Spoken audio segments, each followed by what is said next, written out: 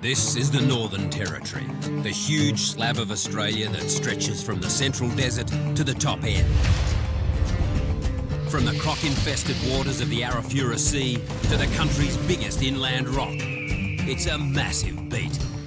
You might go somewhere to get a statement, which is 700 k's away.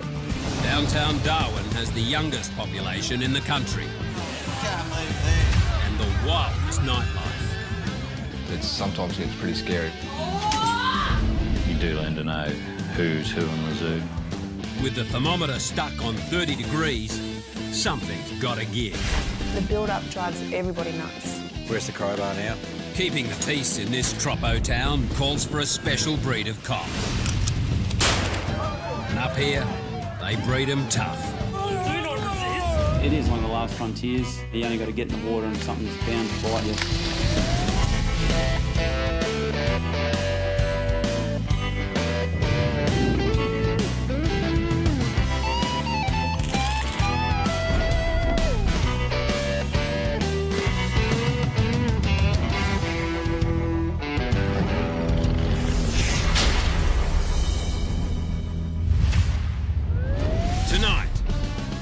Lost and loaded in Darwin.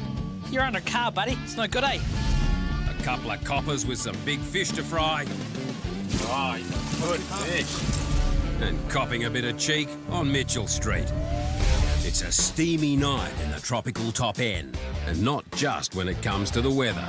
Tonight, monsoons is the scene of the annual Darwin Hookers Ball. Senior Constable Josh Streeter and the City Safe team are standing by to make sure these X-rated partygoers behave themselves. Driving down, you're sober and you just see everything from homeless, backpackers, people on holidays, right up to politicians. The Hookers Ball is a night where the punters undress to impress. It's all about cruising around and letting it all hang out. While the rest of the team head inside to do a walkthrough of the club, Josh and Sean find themselves dealing with a very cheeky chap. The bloke's all fired up over his girlfriend, and the cops are glad to see the other side of him. Well, in a manner of speaking. But he's not about to back down. Pretty soon he gets into a blue with his mate, who's playing devil's advocate.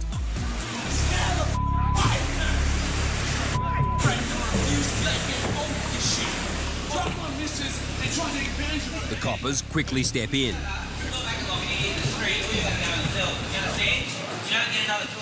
Their words hit home, which is exactly where this jealous boyfriend and his crabby cobber are headed.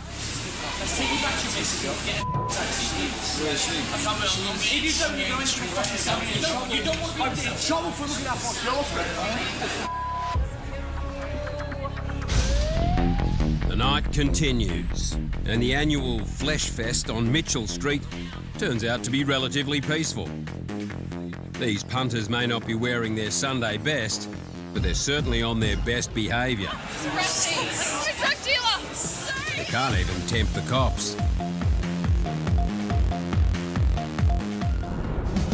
The seedy celebration kicks on into the wee hours and comes to a climax at the Honeypot Club. For these girls, it's the biggest night of the year, and they're lapping up every minute of it. Darwin is just so much fun. I love it. It's been a happy hookers ball for everyone concerned. And for the coppers, there's been barely an incident.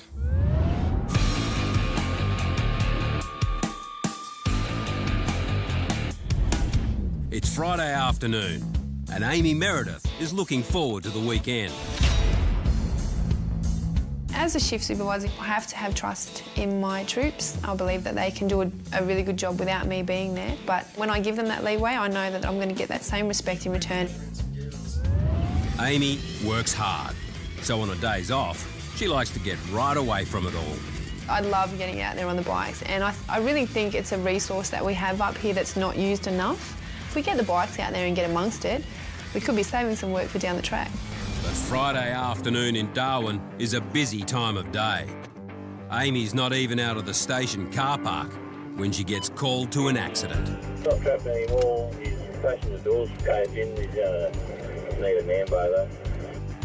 Government vehicle looks to have T-boned another car, so the boys are already off there, but considering that a government vehicle's involved, I'll need to go down and just make an assessment. Oh, here we go. Not just any prank. It's a very nasty one. It's at one of our major intersections in the city, right off knock-off time too. Constable Doug Roberts is already on the scene, trying to piece together how the prank happened. Dougie puts her in the picture. From what I can gather, she's going straight ahead and he's coming around, just nailed into the side of him. Oh, yeah, he's cut off in front of her. As a result, she's T-boned in straight. He's hit the pole here. Lucky. Lucky not to be serious, more injured than what he is. Everyone that's involved in motor vehicle accident has to be breath tested. Well, I'll go and find out who's who in the zoo and put them on the Drago. While the fire and rescue team check out the vehicles, Amy chats to the drivers. Okay. I was going straight through the lights. I didn't see turning at all. Yep. And then I've just T-boned him at all. And that, honestly, that's all I saw was airbags. Okay. Yeah. All right. You know I have to breath test you? Yeah, that's fine. So I have to do all this? Yep. All right. Keep going, keep going, keep going. Stop. 000. It seems these two peak-hour pranksters had another encounter this morning. They met at a teacher's training day. Today is Northern Territory Teacher Recruitment Orientation. And is new to the Territory and about to start teaching. And is new to the Territory and about to start teaching. And I was driving back to the home and Leland's obviously driving. I'm meant to be looking after. He's one of my new recruits. That's amazing. Look, unfortunate, but amazing. Yeah. Yeah. Found out that he's a new teacher to the Territory and the driver of the other car, she's a recruitment officer, so they met today and unfortunately have just met again. They've got a few injuries as a result of the airbag being deployed, but they're all okay. As you can see, it is raining here and people need to keep that in mind when driving on the Territory roads, that the rain will hit at any time and make the road conditions pretty scary. With the injuries under control and neither of the drivers over the limit, Amy can get on with the rest of her shift. I think the morale here is really good, even considering that we're so busy. We tend to stick by each other a lot, but we keep it pretty casual and you make some really good friends. It's a quiet Sunday morning in Nightcliff. Little do the residents know, their beachside suburb could be blown off the map. Casuarina Cops Sergeant Steve Wedding and Constable Dennis Hogan have answered a call from a groundsman who's made a shocking discovery. We've got a crew working on the foreshore picking up storm debris. I've pulled up under the trees over there and stepped out of my vehicle and it caught my eye first up because it was basically where the sand meets the grass. But it certainly looked like a bomb. Darwin folk are used to living with the dangers of crocs, stingers and cyclones. But an unexploded bomb can still strike fear into the heart of even the most seasoned Territorian. A Nightcliff groundsman has clocked on to work only to be confronted by a terrifying sight. It certainly looked like a bomb. We get back in the car and move it well away. We got our crew to isolate the cycle path either way and called 000. We got a call that some of the groundskeepers here at the park across from the beachfront found some unexploded ordnance in some of the bushes.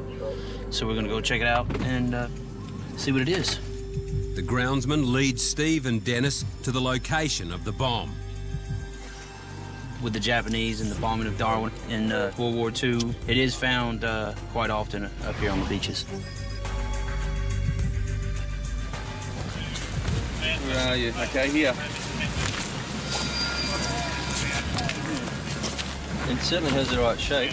Steve's not taking any chances. So we've got around here. It does look probably World War II vintage. Probably around about 6 inches long by probably 3 inches wide. I cannot confirm whether it has any explosive inside it or not. We might need taskies to come down here to assess. It's right on the edge of the erosion area, and we've had a recent big storm through here in the last couple of days, so it's most likely only just been exposed. It's been probably covered for the last 60, 70 years. So we'll get the professionals to come in and have a look. So Supervisor Steve speaking. Yeah, we make sure no one gets too close. Oh, he wants a 100-metre cordon. 100 metres? Yeah. Well, shrapnel and whatnot. What we'll do is we'll prop both blue vehicles on the footpaths and... I'll move mine over there to the footbridge. Yeah. While Steve and Dennis set up the cordon, it's an anxious wait. It's Nightcliff foreshore. It's one of our premier parks. Footbridge going across into Brinken area up there. We have the beachfront hotel, hundreds of people in there. The cycle path which goes through it, hundreds of people, rollerblades, push bikes, kids. Basically just cordoning this area off at the time being till we get more resources and we can assess what we're dealing with. Police vehicles are positioned to block off the street and the area is soon roped off. Then an officer from the tactical response group pulls up. He takes photos of the deadly device and sends them through to the military for confirmation. They've made an assessment that it's a military ordinance, so they're going to call the necessary people in the military who will then take carriage of the ordinance and deal with it. The TRG officer quickly drives back to HQ to get the blast box needed to contain the bomb. Minutes later, a military expert arrives. With the blast box at the ready, the officer, who's raced over in his civvies on his day off, inspects the ordnance. It's a 25 pound. Oh, yeah. Oh, that is part of where the detonator goes. Oh, yeah. But it's gone. So it's inert? Yeah, this part is just really dead. Cool. Yeah, we've had a member of the Army has come down and has determined it's safe. It was in fact a practice round, which did at one point have an explosive component to it, but that part is deemed to be safe. What's remaining is just basically steel and lead weight. So the item's been removed and the area is clear for general flow of traffic. Once again, Darwin escapes a blast from the past. But when it comes to lethal weapons around here, the cops can never be too careful. At any time we find an item like this, we have to play safe and take the necessary precautions and get the experts in and they can do their assessment.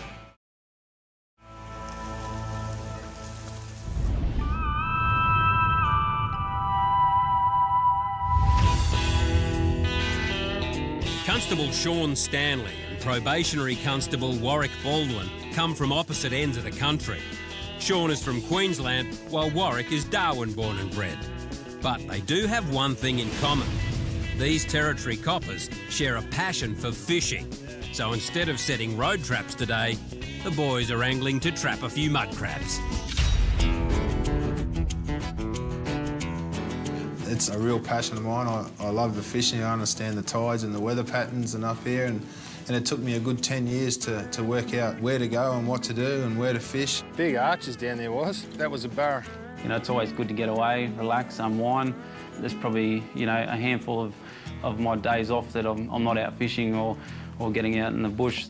Out on the Adelaide River, an hour's drive south of Darwin, the boys pull up their first trap. I don't think they're any illegal, but...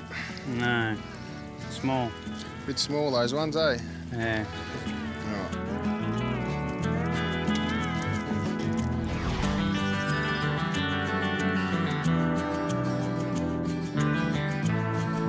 But the next trap looks more promising. That's a keeper.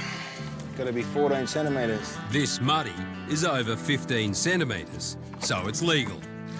Yo, beauty. Watch you out. After resetting the crab traps, the boys fang it up the river to the deeper water where the real prize lies, Barramundi. I absolutely love it. It's such a thrill now to be able to go to a certain area and target that area for a certain species at the right time, the right moon phase, and actually be successful. It's a Barramundi, mate. Yeah. Go, you good thing. Let's tip up. Okay, wind down, let's tip up. Oh, good fish. Well done, mate. Woohoo! Awesome. Woohoo!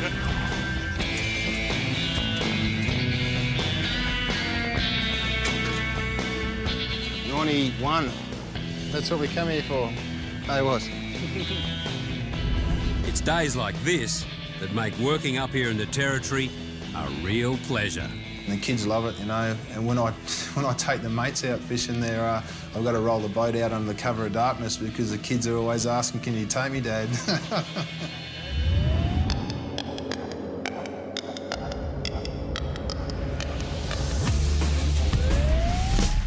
Closing time on a Saturday night can be a Territory copper's curse. Too many beers, too many fools. Get off the road. Nobody knows this better than Sergeant Bernard Marsh. Yeah, it's closing time in the pub. You've got 20 guys walking out. They don't have a girl under their arm. Some guy throws a punch at them going, well. So we've intervened before male pride has had a chance to go, yeah, I beat him. 3 o'clock is lockout time. All the pubs and clubs along Mitchell Street shut up shop, and the bouncers work shoulder to shoulder with the cops, clearing the area.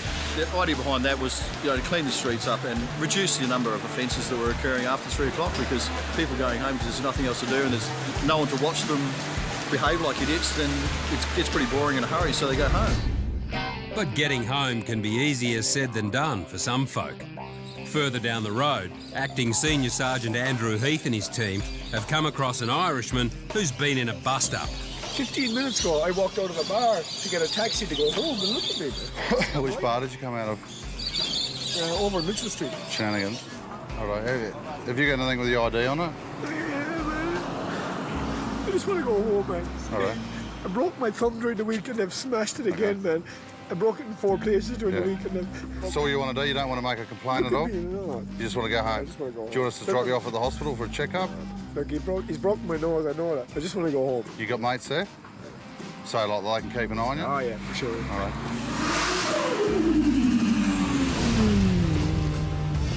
This town is great, man. I love it. Vic, City Safe Foot Patrol, we're with this assault victim. He's copped a bit of a towel up around the head area and just wants to lift home. Once the van's available, can it come down to us? For 4 years, I'm a resident. Pretty soon, the brawler van arrives to take the sorry traveller home. We'll follow it up later on in the week. There's a bit of CCTV around there, just to see if we can identify who it is, because we'd like to speak to him. He doesn't want to make a complaint, but if we can identify them, we can do them for street offences and other things, and we can fill out information reports and get them on our intelligence database, which may help solve other crimes. It's closing time in Darwin, but persuading the party people to wrap it up for the night is always a challenge. Constable Rebecca Hockey and her partner patrol the streets in a brawler van. Rebecca gets a call about a bloke who's decided to take a nap in the deserted shopping area. Hello. How are you? It's police. Having a bit of a snooze here, hey? You gonna wake up? Yeah. Get up. You right? Probably not the best place to sleep. Where's home? Up the road. So have you got a way to get home with friends or catch a cab or? I did, Bloody, I just thought I'd go and chill. Yeah, not a good place to sleep, so... you got enough money to catch a cab and get home? Yeah, Yeah? Okay. Right, is there a sober person at home there for you? Yeah, the missus. The missus, oh, okay then. But the midnight sleeper is up for a chat. He's keen to show off his new shoes. Oh, you check out shoes, what? They are flash, man. They're sporting, eh? Wow, I made these himself. Did you? You did a good job. I reckon if he can stand up and get through the alleyway, we can leave him man. alone. Okay, mate. Well, you stand up and walk through there, and then we don't have to worry about you, okay? I was chilling. Yeah, okay. right. If we go through this way... If you go through that way, mate. Yeah, no, I saw Jump you. in a cab, and hopefully everyone gets home nice and safe, eh? The sleeper tries to make a deal. Oh, you guys stay here. Okay. Please. No, we're not taking you home, mate. We can take you to the watch house. No, that'd be shit. Yeah, it would be, wouldn't it? Yeah, home's a much better choice. Righto. See ya. See ya. Rebecca and Josh continue their patrol. It's closing time, so the pubs and clubs are pouring patrons onto the street. You guys want to just move off the road onto the footpath, please? Can you move off the road onto the footpath? Thank you. By 4 a.m, Mitchell Street is finally winding down. Most of the partygoers have headed home, all except one, who's chosen a very unusual place to kip out. Hang on, mate. It's the police. Know where you are? Yeah. You're under a car, buddy. It's no good, eh? You okay? Do you want to sit up for us? Look, come out this way and I'll give you your phone. There we go. Well, there's your wallet too. Is this your vehicle? Nope. Nope. Are you staying at one of the backpacker lodges or something? The inn. And I have to go to work early in the morning. What is that, mate? The Holiday Inn? Yes. Well, would you like us to give you a ride back there, eh? Pretty sweet. Yeah, OK. Why don't you jump up, we'll give you a ride.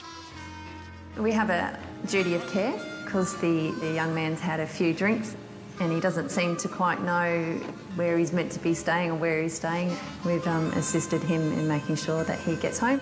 But that turns out to be a tricky job. This is the right one? This is the right place? Does it look right? Yep. You're right. This casual worker from Perth doesn't seem to be too sure about where he's staying. How about we give a bit of a hand, eh? Yeah. So you reckon it's the one next door, is it? OK, well, let's try that one. Jump in again, mate. All right. Minutes later... Let's try this one. This one look better? A bit better, mate. That looks better. But it turns out the bloke's given them another bum steer. It's been a big night, hasn't it, mate? So it's called the Holiday Inn or the Airport Inn? Yeah. The Airport Inn. Rebecca gets on the comms. Just wondering if you can do us a big favour and give the Airport Inn a call. So what we'll do, we'll give the hotel a call, make sure that you live there, and then we'll jump in the car and we'll take you there, mate, OK? Yep. OK, mate, just relax. Finally, they get the lost traveller home. Here we go, mate. Morning to you too. Back at Club Central, Marshy is still trying to clear the crowd outside the Hot Potato Club. It's a popular joint that can quickly turn into a pressure cooker. In a blink of an eye, when alcohol's involved, you know, someone says something about someone's girl, someone accidentally bumps into someone, everyone's got their mates with them.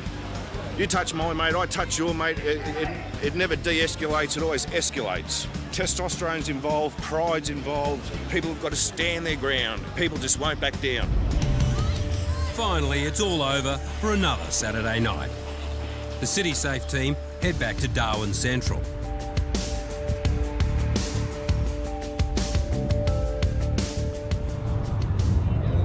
Being a top-end copper has its ups and downs. But at the end of the day, it's a job that's second to none. Okay, he's well and truly legal, that one. It's really unique to be able to live and work within the police force up here because it just takes you to a wide variety of different places that you normally wouldn't see. You got him? The action is pretty good. That's what keeps it exciting and keeps you going back for more. Stay there. If we can seize as much as we can, that's drugs that's not making it to remote communities. It's not going to be sold, it's not going to take food out of the kids' mouths, and it's going to stop, to some extent, the adverse health effects that it causes. You know, that's the reward we get out of it. It's great to be able to catch these people. Seen a bloke who owns his car. Yeah, he walked down here, number 9. I like any big case, anything that gets the adrenaline going. Did he go inside or what? I like to see a good outcome. Are you happy to stay with him now? Yeah, I'm Yeah? Do you want to walk over with me to your boyfriend? At the end of a job, I actually like being thanked by the people. That's quite heartwarming and you know you've done your job well. Right, you could have killed someone, and you know that. I'd like to utilise the new skills that I've learnt helping people and having a positive influence on people. Knowing that, you know, some people you can help and you can touch in a very positive way. You give respect, you get it, eh? Fair? I've always had this thing in the back of my head where I wanted to be in a position where I could help Aboriginal people. And it's good being a police officer because you do get respect and some people do sort of look at you as like a leader. I've got the best job in the police force. I get up in the morning, I go to the kennels, and the second that you see a smiling Labrador there waiting to get out, there's not too many people that wouldn't be happy to come to work. Good fella! Come here. I think the aspect of policing that I enjoy is being out in the community. You been drinking tonight, sir? Maybe 1 or 2. 1 or 2? If we can target the people that are doing the wrong thing to try and make it safer and a better place to live, well, you know, we're doing our job. Hey, can I find myself tonight? Yeah, just keep walking. I love the hands-on stuff. Come over here, mate, I'm going to let you go. I love the action. I love preventing fights. Speak to them first to see if you can stop the fights. It's something that makes me want to come to work every night. How many tablets have you taken? It's what I joined the job for. Stay with me, OK? Stay awake. To make that difference on the front line. Where's the crowbar now? I love this general duties work. I love rolling around with younger blokes. I like helping people as well. If I'm in Tats though, I might buy myself a pub, so come and have a drink with me.